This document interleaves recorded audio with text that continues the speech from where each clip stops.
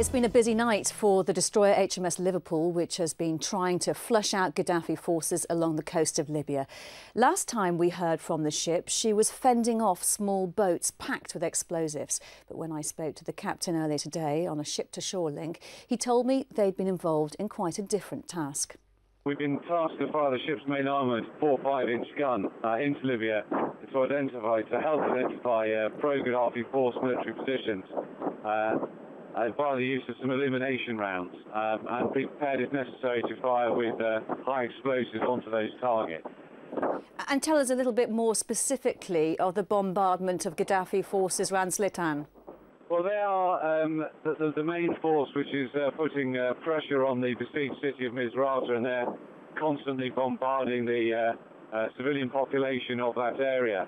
As part of that, we're trying to identify their exact position so that either we can engage them, as I said, with our 4-5, or bring in some Apaches or some higher flying Air Force assets to remove that threat from the Libyan population. And in that respect, how much success have you had so far? I think we're continuing to see increasing success across the piece. We've had a lot of interaction with some small RIV-type vessels earlier on in our patrol, and we're seeing less and less activity. In terms of artillery and engagements that we're seeing from ashore, again, we are starting to see less of it, and certainly they're picking times when their air assets aren't available. So we're helping to plug that gap. The First Sea Lord recently expressed doubts as to whether or not the Royal Navy would be able to keep up the current tempo of operations around Libya unless some serious prioritising was done by the government. How is morale among your ship's company?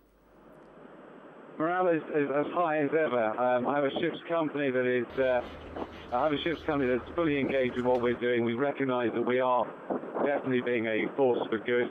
We are well trained, and we are seeing the benefits of what we do on a day-by-day basis. So the morale is very high.